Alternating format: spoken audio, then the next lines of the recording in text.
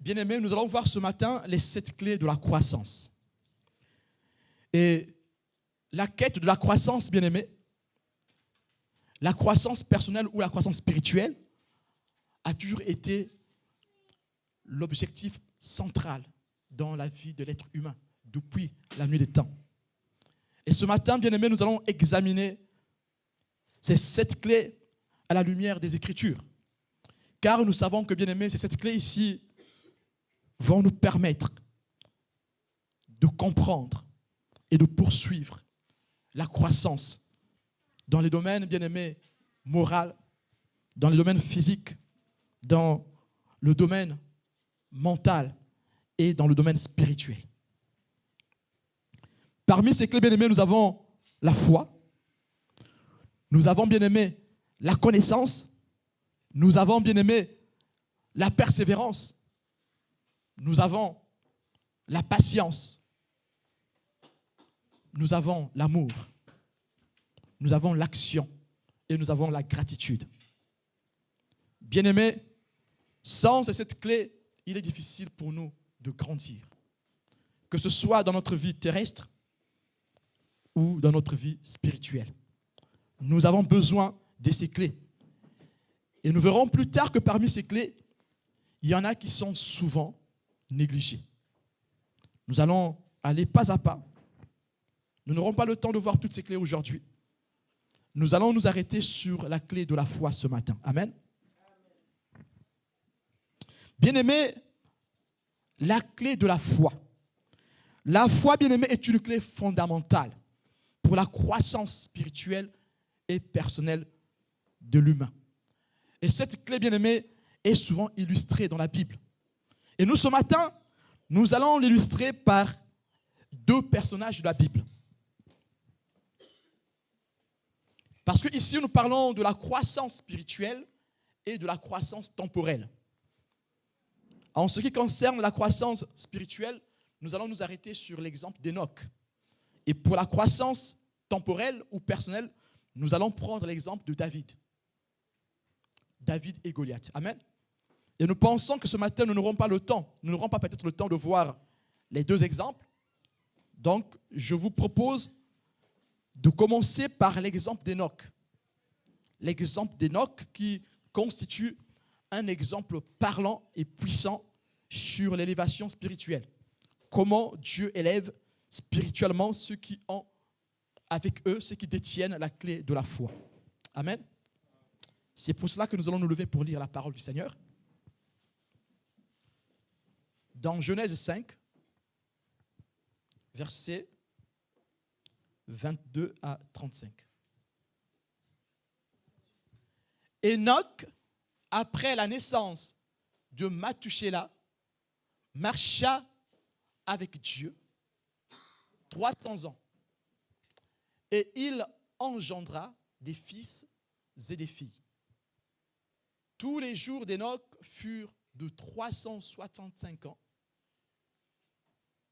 Enoch marcha avec Dieu, puis il ne fut plus, parce que Dieu le prit. Bien-aimés, nous avons ici l'histoire de Enoch. Enoch, bien-aimé, est de la 6e génération après Seth. Enoch a pour père Jéred ou Jared. Enoch est le fils de Jared. Il est le petit-fils de Mahalel et il est le père de Mathusalem, que vous connaissez tous. Qui connaît l'expression sur Mathusalem? On dit souvent ça dure de Mathusalem. Mais en fait, l'expression vient de la Bible. Mathusalem, ici, c'est le plus ancien. En fait, la personne qui a eu la plus longue durée de vie sur terre. C'est Mathusalem. Et bien aimé, Enoch est celui qui a engendré Mathusalem. Le verset 22. Enoch, après la naissance de Mathusalem, marcha avec Dieu pendant 300 ans. Amen. c'est après la naissance de Mathusalem, l'homme le plus ancien, que Enoch va commencer à marcher avec Dieu. Alors on se pose des questions. Qu'est-ce qui a fait que Enoch marche avec Dieu après la naissance de Mathusalem? Et quelle est la signification de marcher avec Dieu? Et pourquoi nous associons cela à l'élévation spirituelle, à la croissance spirituelle? Parce que, bien aimé, dire que nous croissons spirituellement, c'est aussi dire que nous sommes élevés spirituellement. Amen. Et bien aimé, il n'y a pas un exemple d'élévation spirituelle plus extraordinaire que celui d'Enoch et celui de qui d'autre? Élie, très bien ma sœur, Élie. Enoch, bien aimé, est élevé au-dessus des cieux comme Élie est élevé au-dessus des cieux. Donc, il n'y a pas d'exemple comparable par rapport à une élévation spirituelle, bien aimé, concernant l'élévation spirituelle. Il n'y a pas d'exemple pareil. Il n'y en a pas. Mais Enoch, bien aimé, a eu un choc. La naissance, bien aimé, de son fils Mathusalem crée un choc en Enoch.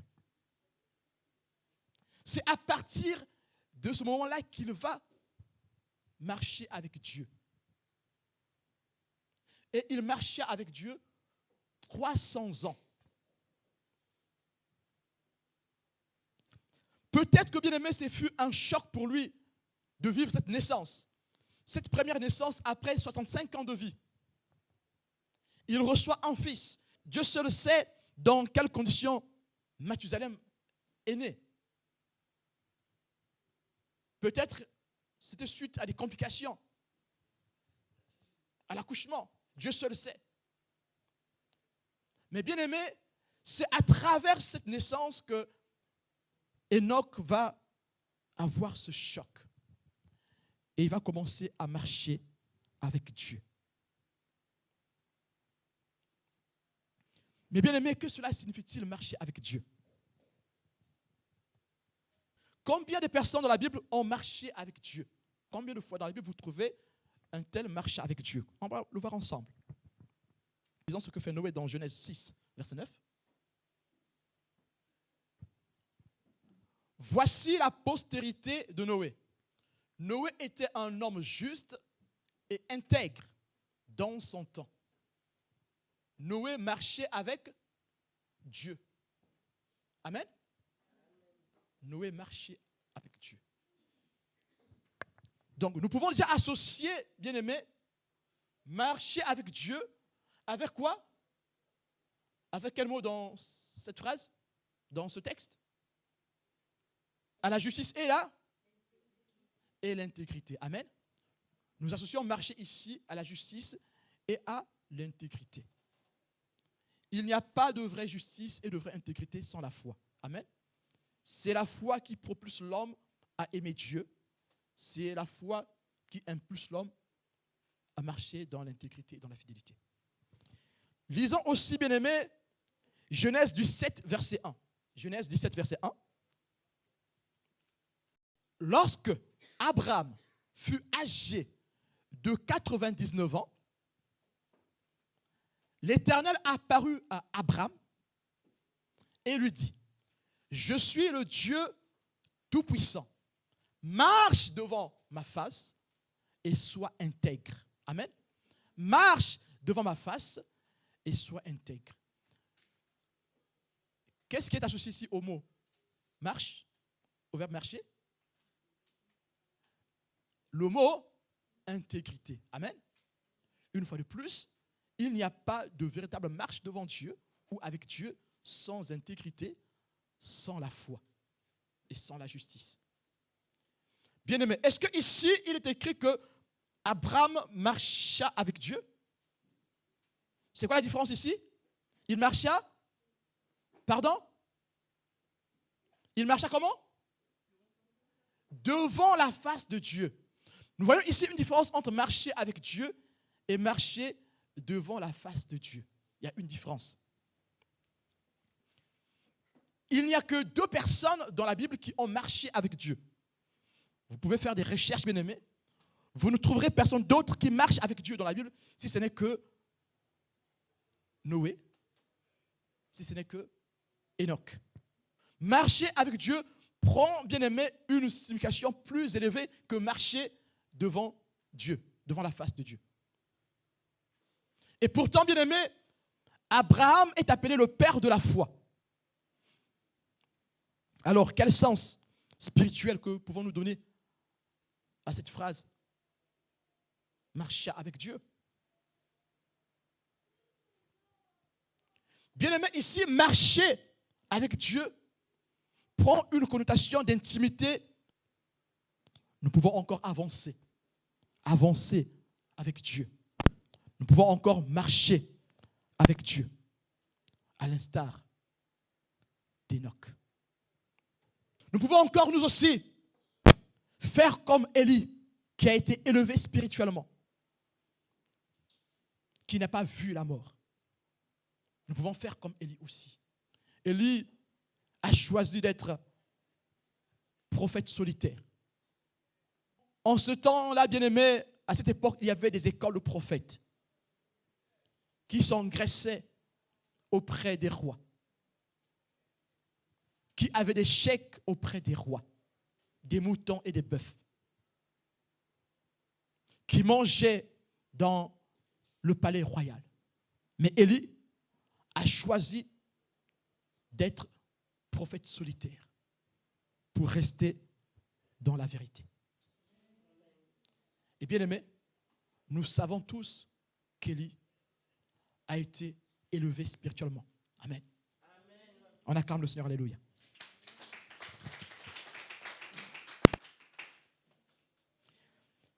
Alors, bien aimé, la relation d'Enoch ici est particulière. Ce n'est pas une relation commune. C'est une relation, bien aimé, avec Dieu qui est marquée par le dévouement. C'est une relation qui est marquée par l'obéissance. Sa foi, bien aimé, n'est pas une simple adhésion à un culte. Sa foi ici n'est pas une simple adhésion à des règles spirituelles ou à des règles religieuses. Sa foi ici n'est pas une adhésion à des rituels. Sa foi est une vraie communion. Sa foi est une vraie intimité qu'il va tisser avec Dieu. Mais il est aussi écrit, Enoch marcha avec Dieu, puis ne fut plus, parce que Dieu le prit. Il ne fut plus, parce que Dieu le prit. Alors que cela veut-il dire? Hébreu nous donne la réponse. Dans Hébreu 11, versets 5 à 7. C'est par la foi qu'Enoch fut enlevé pour qu'il ne vit point la mort et qu'il ne parut plus parce que Dieu l'avait enlevé. Car avant son enlèvement, il avait reçu le témoignage qu'il était agréable à Dieu. Amen.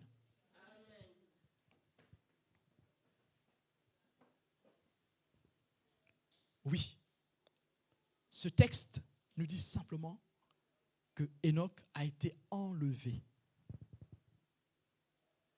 Il est monté au ciel. Bien-aimé, Enoch est honoré. Pourquoi est-il honoré? Il est honoré par Dieu, c'est parce qu'il a marché avec Dieu. Marcher avec Dieu est synonyme d'avoir la foi, de rester dans l'intimité de Dieu, de marcher dans l'intégrité, dans la fidélité, dans la loyauté, dans l'amour de Dieu.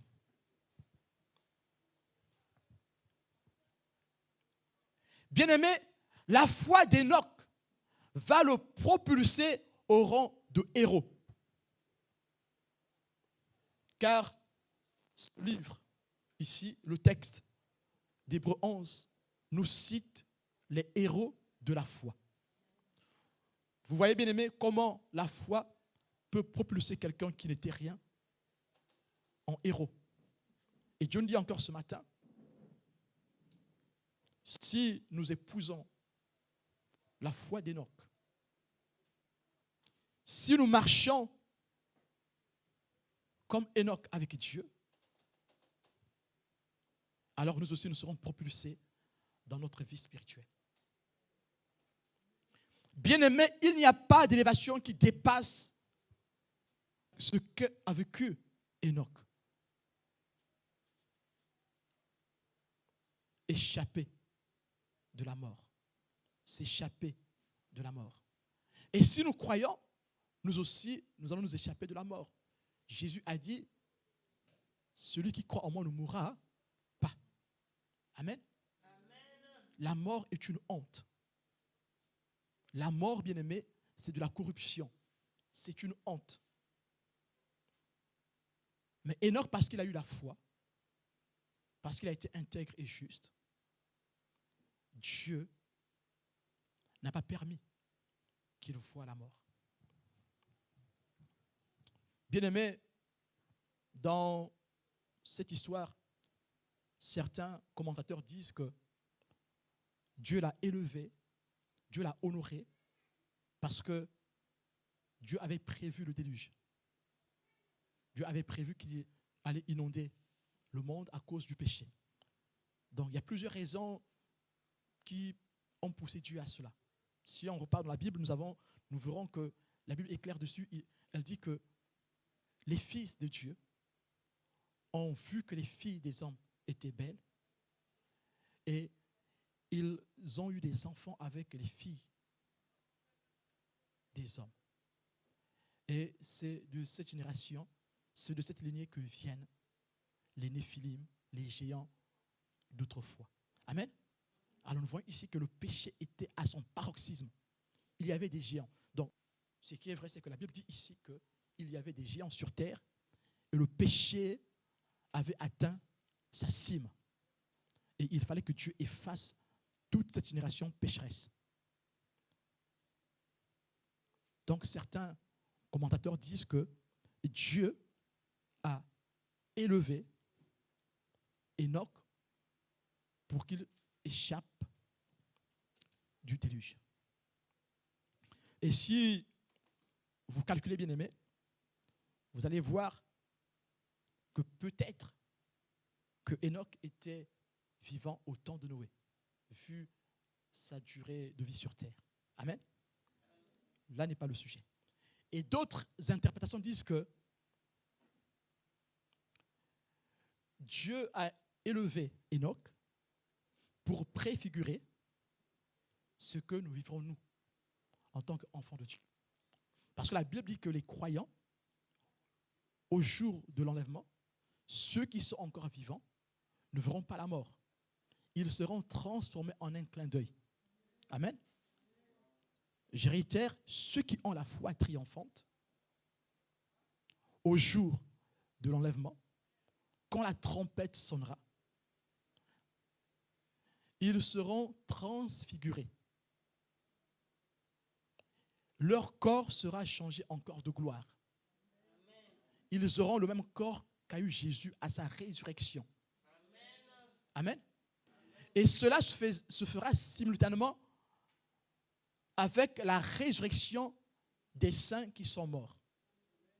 Et aussi, au même instant, ils vont sortir des tombeaux, ressusciter avec un corps de gloire. Ça sera un corps avec des os, mais avec une autre gloire, un autre éclat. Amen. Bien-aimé, c'est ce que dit le Christ. Jésus, quand il est ressuscité, bien-aimé, il va montrer à ses disciples, ils vont le toucher. Jésus, quand il est ressuscité, il n'était pas un esprit, c'était un être vivant avec des os, bien-aimé, mais avec un corps de gloire. Et il va même manger.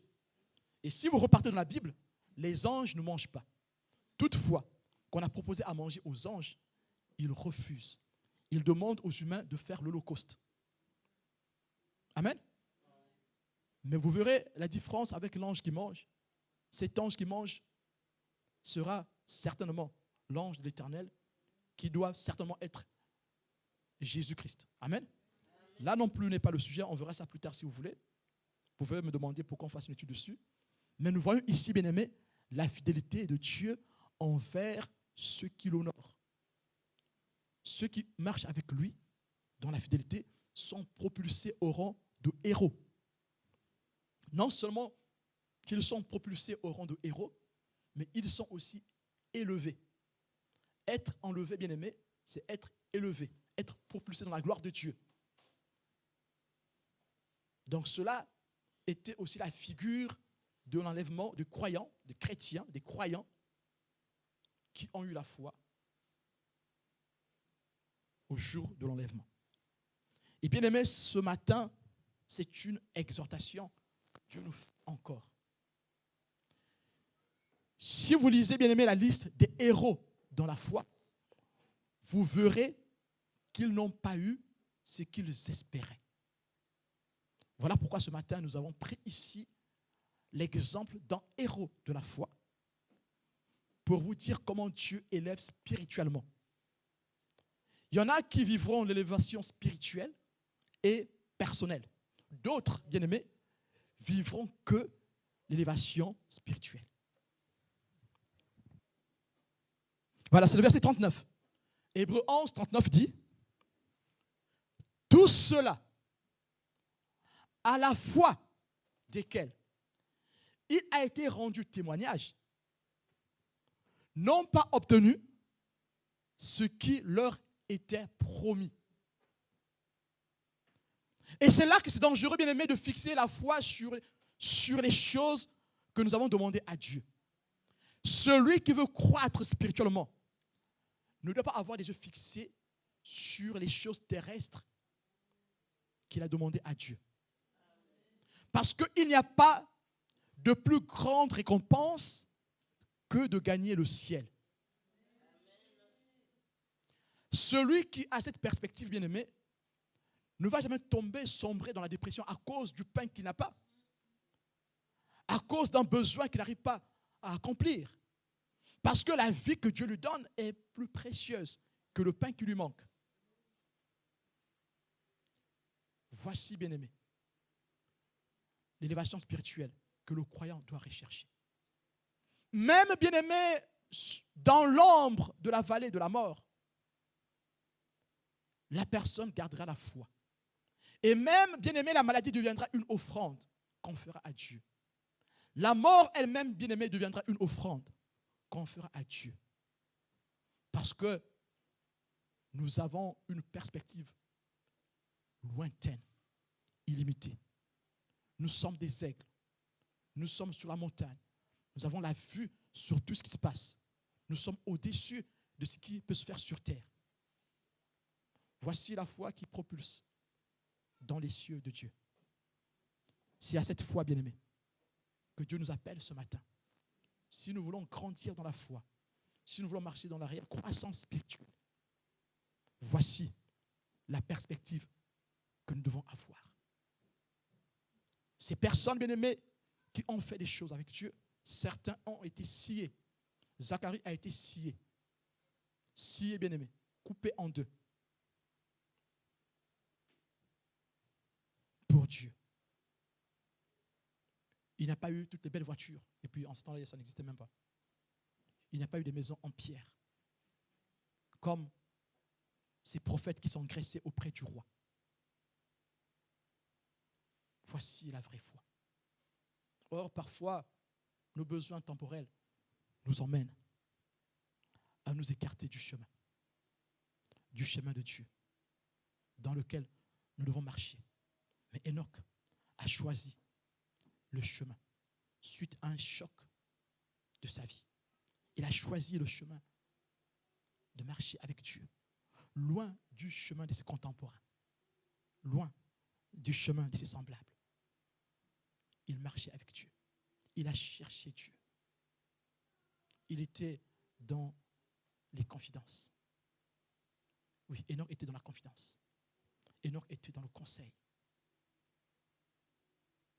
Et bien aimé, vous allez voir, il y a des livres extra-bibliques qui vont aller plus loin dans la relation qu'Enoch avait avec Dieu. Bon, nos théologiens, nos érudits ont écarté ce livre de la Bible. Mais il y a des livres, bien aimés, qui sont extra-bibliques, où on explique largement la relation qu'Enoch a eue avec Dieu. Et qui viennent même corroborer le fait qu'il ait marché avec Dieu parce qu'il avait une relation profonde, spirituelle avec Dieu. Au-delà de ce que peuvent dire ces livres bien-aimés, nous le croyons bien-aimés qu'Enoch a marché avec Dieu de façon physique. Une relation qui était comme une relation homme à homme, d'homme à homme. Oui. Pourquoi? Parce que Enoch était agréable à Dieu. C'est ce que nous dit Hébreux 11, verset 6. Lisons-le bien-aimé. Hébreux 11, verset 6 nous dit.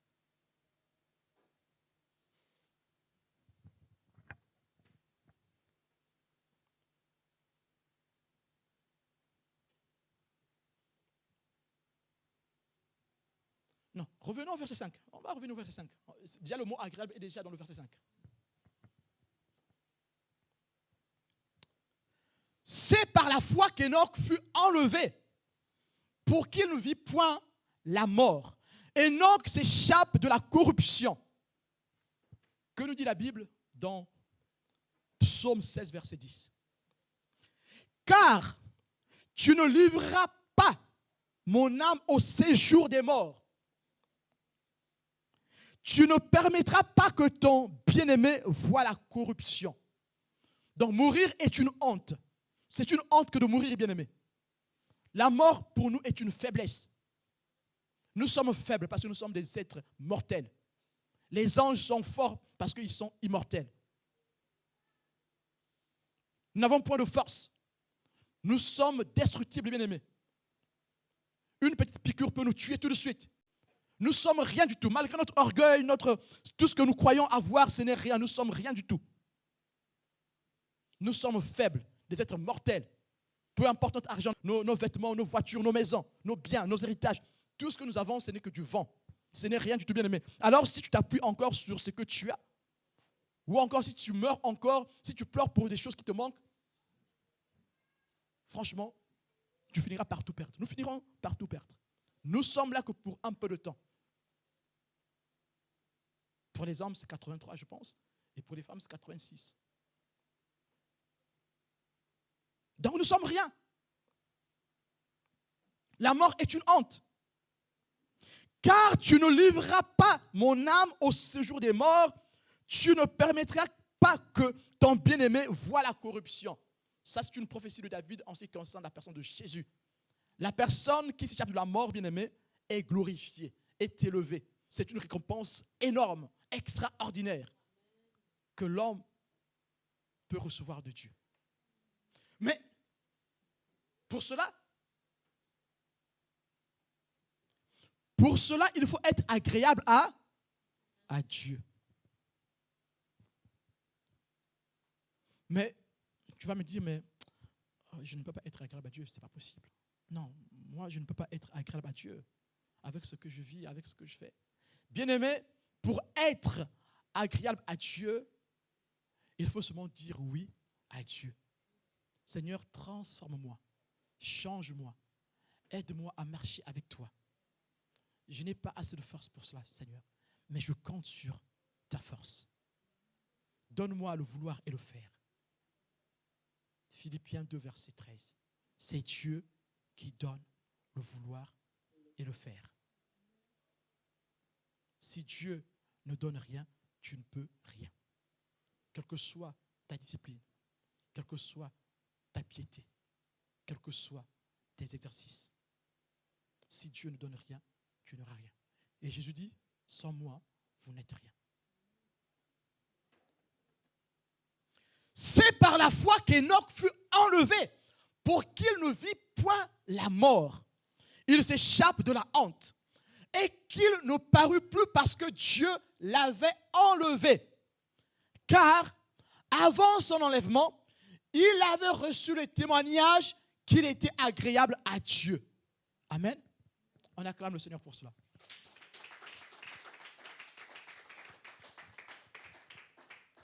Bien-aimé, c'est sa marche, la marche d'Enoch avec Dieu a fait qu'il y ait un témoignage en ce qui le concerne.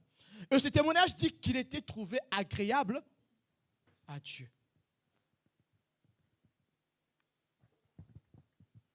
Alors ceux qui veulent être élevés spirituellement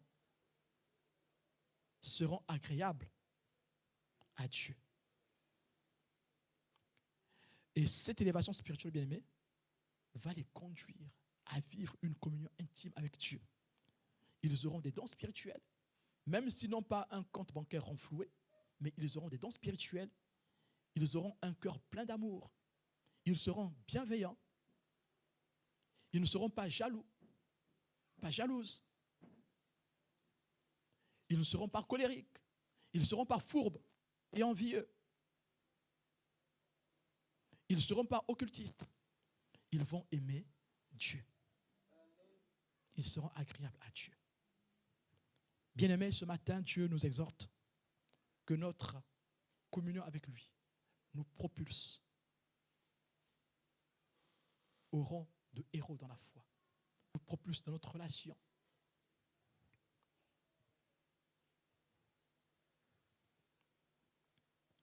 C'est la foi, bien-aimés, qui fait qu'on soit agréable à Dieu. David était un homme selon le cœur de Dieu. Et pourtant, il a fait beaucoup de bêtises, David. Et pourtant, mais il était agréable. Il était l'homme selon le cœur de Dieu. Ce que Dieu veut ce matin pour que nous puissions croître, il veut que nous ayons un cœur disposé, un cœur d'enfant. C'est le cœur d'enfant que Dieu veut que nous ayons ce matin pour que nous changions. Ceux qui veulent être propulsés au rang d'héritiers, au rang de sauvés, doivent être comme des enfants. C'est ce que dit Jésus. Laissez venir à les petits enfants, car le royaume des cieux appartient à ceux qui les ressemblent. Voici la foi d'Enoch. Enoch devait être extirpé de cette terre pour ne pas voir la honte. Dieu élève ceux qui ont le cœur d'enfant.